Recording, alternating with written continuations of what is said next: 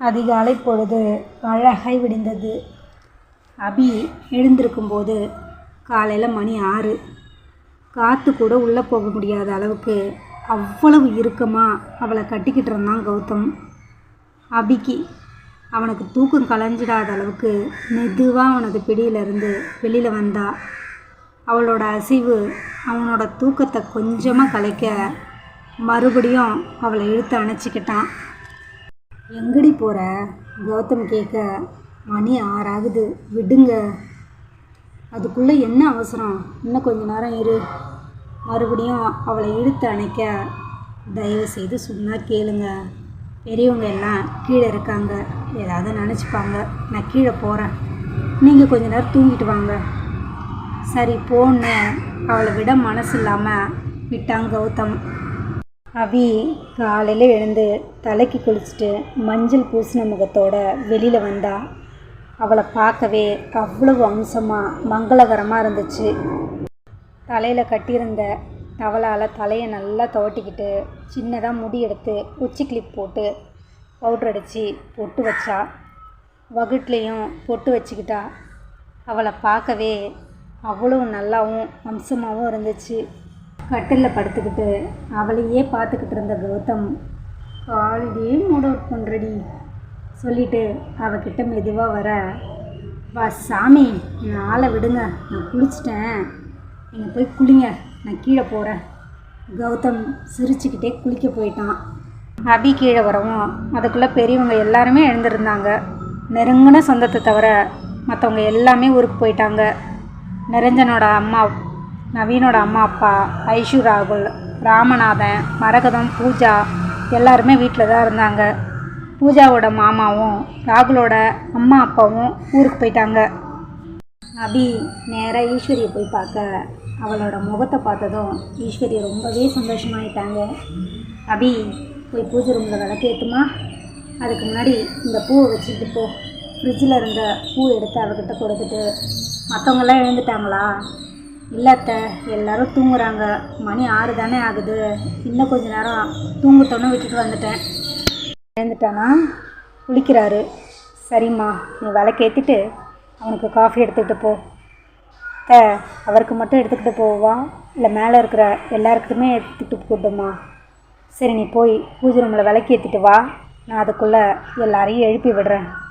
இன்றைக்கி கோயிலுக்கு போயிட்டு வரணும். சரிங்க அத்தை.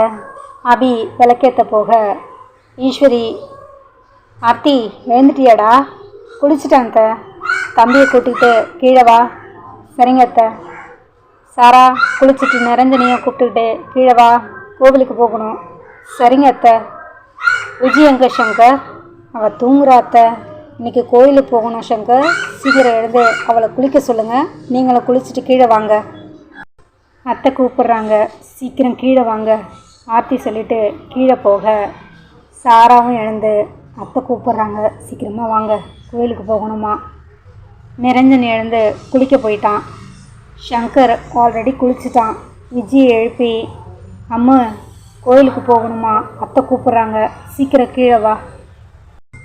நீ வராமல் நான் கீழே போக முடியாதுடி, சீக்கிரம் எழுந்து குளிச்சுட்டு வா. விஜய் அழுதுகிட்டே குளிக்க போனான். என்னம்மாம்மா நீங்கள், டைம் 6 தான் ஆகுது. விஜயும் குளிச்சுட்டு வர, ஆர்த்தியும் சாராவும் புடவை கட்டியிருக்க. விஜய் மட்டும் சுடிதார் எடுத்தா. புடவை கட்டிக்க விஜி, ஒரு 2-3 நாளைக்கு எனக்கு உணவு கட்ட தெரியாதுமாம்மா. சரி இரு, நான் அபியை கூப்பிட்றேன். இன்டர்காமில் சங்கர் அபியை கூப்பிட போக, வேணாம் வேணாம், அபி அண்ணி கீழே இருக்காங்களா, அம்மா திட்டுவாங்க. நீங்கள் ஆர்த்தி அண்ணி அப்படி இல்லைன்னா சாரா அண்ணியை கூப்பிடுங்க. சங்கர் ஆர்த்தியை கூப்பிட, ஆர்த்தி வந்து அவளுக்கு அழகாக புடவை கட்டி விட்டா. புடவை கட்டி முடித்ததும், அண்ணி புடவையில் நீங்கள் எவ்வளோ அழகாக இருக்கீங்க விஜிக்கிட்ட ஆர்த்தி சொல்ல, என்ன புதுசாக அண்ணிலாம் கூப்பிடுற? விஜி கேட்க, அத்தை தான் சொன்னாங்க அண்ணின்னு கூப்பிடணுன்னுட்டு, இனிமேல் நான் உன்னை சாரி உங்களை அண்ணின்னு தான் கூப்பிடுவேன். ஆர்த்தி உள்ளேருந்து நவீன் கத்த, அவர் கூப்பிட்றாரு, நான் என்னென்னு போய் பார்த்துட்டு வரேன். ஆர்த்தி வேகமாக ரூமுக்கு போக 3 ஜோடியும் ரெடியாகி இருந்தது. அதுக்குள்ளே கௌதமும் குளிச்சுட்டு வந்திருந்தான். விஜயை நார்மல் புடவையில் பார்த்து கௌதம் கிண்டல் பண்ணான். விஜயா இது நம்பவே முடியல. கௌதம் சொல்ல, உன் தங்கச்சியை எழுப்பி புடவை கட்டுறதுக்குள்ளே நான் பட்ட பாடு எனக்கு தாண்டா தெரியும். மாமா என்னை கிண்டல் பண்ணிங்கன்னா நான் புடவையே கட்ட மாட்டேன். விஜி சொல்ல, சரி சரி இன்னும் ஒரு 2-3 நாளைக்கு, அதுக்கப்புறம் புடவை கட்ட வேணாம், சுடிதார் போட்டுக்கோ. சங்கர் சொல்ல, நல்லா பொண்டாட்டிக்கு ஜாலரா அடிக்கிறடா. கௌதம் கிண்டல் பண்ண மேலே வந்த அபி பார்வையாலேயே அவனை அமைதியாக இருக்க சொல்ல கௌதம் அமைதியாயிட்டான். அதை பார்த்த சங்கர், அங்கே மட்டும் என்ன வாழுது, இங்கேயாவது பேச்சு, அங்கே பார்வையிலே. அந்த நேரம் அங்கே வந்த நிரஞ்சனும் நவீனும், எங்களுக்கெல்லாம் அந்த பிரச்சனையே இல்லைப்பா, நாங்கள்லாம் யாருக்கும் பயப்பட மாட்டோம். என்ன சொன்னீங்க? ஆர்த்தியும் சாராவும் ஆளுக்கு ஒரு பக்கம் முறைக்க சும்மா சும்மா 2 பேரும் அசடு வழிய வாயை முடிக்கிட்டாங்க. எதுக்குடா இந்த வெட்டி பந்தா? கௌதம் சொல்ல, எங்களை மாதிரி ஒத்துக்கோங்க. சங்கரும் சொல்ல, ஆமாப்பா ஒத்துக்குறோம்ப்பா, நாங்களும் பொண்டாட்டிக்கு பயந்தவங்க தான். 2 பேரும் சிரிச்சுக்கிட்டே ஒத்துக்கிட்டாங்க. அதுக்குள்ளே ஈஸ்வரி, சீக்கிரம் எல்லாரும் கீழே வாங்க. கீழே போனதும் 3 பேர்கிட்டையும் பூ எடுத்து கொடுத்து தலையில் வைக்க சொன்னாங்க. 3 பேரும் போய் பூஜை ரூமில் விளக்கேற்றி சாமி கும்பிட்டு வாங்க. இன்றைக்கி ஒரு நாளைக்கு 4 பேரும் சேர்ந்து பக்கத்தில் இருக்கிற சிவன் கோயிலுக்கு போயிட்டு வந்துடுங்க. அதுக்கப்புறம் யார் யாருக்கு எங்கே போகணும்னு தோணுதோ தாராளமாக அங்கே போகலாம். நீங்கள் போயிட்டு வரத்துக்குள்ளே டிஃபனும் ரெடி ஆகிடும். எல்லாருக்கும் காஃபி குடிச்சிட்டு சீக்கிரம் போயிட்டு வந்துடுங்கப்பா. எல்லாருக்கும் கோவிலுக்கு கிளம்ப அபி நிவியை தூக்க போனான். நிவி ஆனந்திக்கிட்டேயே இருக்கட்டும், நீங்கள் மட்டும் போயிட்டு வந்துடுங்க. ஈஸ்வரி சொல்ல, சரிங்க அத்தை சொல்லிவிட்டு 4 பேரும் கிளம்புனாங்க. சங்கரும் கௌதமும் காரை எடுக்க சங்கரோட காரில் நவீனும் ஆர்த்தியும் ஏறிக்கிட்டாங்க. கௌதம் காரில் சாராவும் நிரஞ்சனும் இருந்தாங்க. 4 ஜோடியும் கோவிலுக்கு போனாங்க. 4 பேரோட ஜோடி பொருத்தமுமே அவ்வளவு அழகாக இருந்துச்சு. கோவில் பிரகாரத்தை சுற்றிட்டு எல்லாரும் வந்து சந்நிதியில் உட்காந்தாங்க. அந்த நேரத்தில் சரியாக நிரஞ்சனுக்கு ஃபோன் வந்துச்சு. அந்த குமாரை கூட்டிகிட்டு போன போலீஸ் ஆஃபீஸர் தான் கால் பண்ணியிருந்தார். நெரு பிஸியா? இல்லை சார் சொல்லுங்கள். ஏன் சார் கல்யாணத்துக்கு வரல? அதை ஏன் கேட்குறீங்க? ஒரு பெரிய ப்ராப்ளம். என்ன சார் ஆச்சு? நீங்கள் ஒருத்தனை என் கையில் பிடிச்சி கொடுத்தீங்க தெரியுமா? ஆமாம். அவன் என்கிட்ட இருந்து தப்பிச்சு போக அவனை துரத்திக்கிட்டு போனேன். என்கிட்ட தப்பிக்க வேகமாக ஓடி போய் ஒரு காரில் அடிபட்டு ஸ்பாட்லே அவுட்டு. இயர்லி மார்னிங்ன்றதுனால டிராஃபிக் எதுவுமே இல்லை. Car heavy speed. இவன் போய் மோதின வேகத்தில் சம்பவ இடத்துலையே இறந்துட்டான். ஐயோ, அதனால தான் என்னால் கல்யாணத்துக்கு கூட வர முடியல. கடவுளே. சரி, அவனால் உங்களுக்கு என்ன ப்ராப்ளம்? அவன் ஏன் உங்கள் கல்யாணத்தில் வந்து பிரச்சனை பண்ணான்? அவனோட ஹிஸ்ட்ரியை எடுத்து பார்த்தா ரொம்ப கேவலமாக இருக்குது. அவன் மேலே ஏகப்பட்ட கேஸ் இருக்குது. என் கூட இருந்தார்ல கௌதம், அவருக்கு தெரிஞ்ச பொண்ணுக்கிட்ட அவன் ஏதோ பிரச்சனை பண்ணியிருக்கான். அதனால் அவனை போலீஸில் பிடிச்சி கொடுத்துட்டாரு. அதுக்காக அந்த பைத்தியக்காரன் எங்கள் வீட்டு கல்யாணத்தில் வந்து பிரச்சனை பண்ண பார்த்தான். நல்ல வேலையாக நீங்கள் அவனை பிடிச்சிட்டிங்க. சார், அவனோட பாடியை யார் வாங்கிட்டு போனது? யாரோ அவனோட அக்காவான். பாம்பேலேருந்து வந்தேன்னு சொல்லிட்டு வாங்கிட்டு போயிட்டாங்க. சாரி நிரஞ்சன், கல்யாணத்துக்கு வரலன்னு தப்பாக நினச்சிக்காதீங்க. சார், நீங்கள் பண்ணது எவ்வளோ பெரிய உதவி தெரியுமா? சரி, நான் இப்போது ஸ்டேஷன் வரணுமா? அதெல்லாம் ஒன்றும் வேணாம். இது ஆக்சிடெண்ட் கேஸ் தானே, ஸோ ஒன்றும் ப்ராப்ளம் இல்லை, நான் பார்த்துக்கிறேன். Thank you sir. இட்ஸ் ஓகே நேரே. Happy married life. Thank you sir, thank you so much. Niranjan ஃபோனை வைக்க மற்றவங்க எல்லாம் அவன் முகத்தையே பார்த்துக்கிட்டு இருந்தாங்க. என்ன நிரு, ஏதாவது ப்ராப்ளமா? கௌதம் கேட்க, ப்ராப்ளம் இல்லை, ஒரு பிரச்சனை தீர்ந்தது. என்ன ஆச்சு? அந்த குமார் செத்துட்டான். ஐயோ, எப்படி? அப்பா, ஒரு பெரிய பிரச்சனை தீர்ந்தது. சரி வாங்க, சீக்கிரம் கிளம்பலாம். எல்லாரும் வீட்டுக்கு வர அங்கே மரகதம், ராமநாதன், பூஜா 3 பேரும் ஊருக்கு கிளம்பிக்கிட்டு இருந்தாங்க. இவங்க வந்ததும் எல்லாரும் கும்பலாக உட்காந்து ஜாலியாக பேசி சிரிச்சுக்கிட்டு சந்தோஷமாக சாப்பிட்டுக்கிட்டு இருந்தாங்க. சாப்பிட்டு முடிஞ்சதும் கொஞ்ச நேரத்துக்கெல்லாம் அவங்க கிளம்ப, ஏன்பா இருந்து போகலாம்ல அப்படி சொல்ல, இல்லைம்மா நாங்கள் கிளம்புறோம், அப்புறம் உங்கள் 4 பேருக்கும் சொல்கிறேன், சீக்கிரமாக விருந்துக்கு ஊருக்கு வந்து சேருங்க சொல்லிட்டு அவங்களும் கிளம்பிட்டாங்க.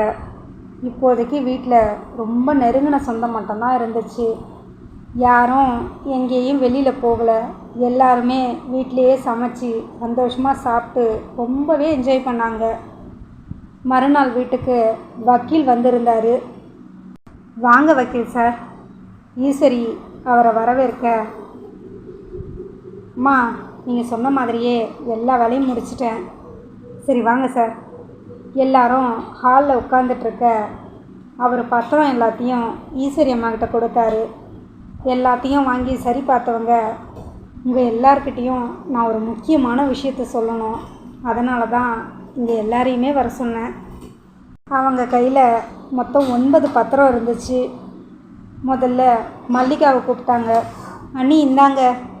அடுத்தது ஆனந்தி, அதன் பிறகு அபி கௌதம், அடுத்தது நிரஞ்சன் சாரா, அடுத்தது நவீன் ஆர்த்தி, கடைசியாக ஷங்கர் விஜி. எல்லார் கையிலையும் ஒரு பத்திரத்தை கொடுத்தவங்க. கௌதம் தவிர மற்ற எல்லாருக்குமே அது ஆச்சரியமாக இருந்துச்சு. ஈஸ்வரி கௌதமை பார்க்க ஈஸ்வரி ரூமில் இருந்து கௌதம் அந்த 4 நகைப்பெட்டியை எடுத்துக்கிட்டு வந்தான். இது எல்லாமே என் வீட்டுக்காரர் எனக்காக வாங்கி கொடுத்தது. இது எல்லாத்தையும் 4ஆக பிரிச்சிருக்கேன். அபி, விஜி, ஆர்த்தி, சாரா 4 பேர்கிட்டையும் ஒன்று கொடுத்தாங்க.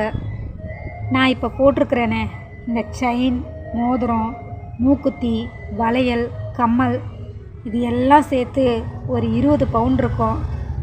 என் காலத்துக்கு பிறகு இதை மட்டும் விஜிக்கிட்ட கொடுத்துருங்க.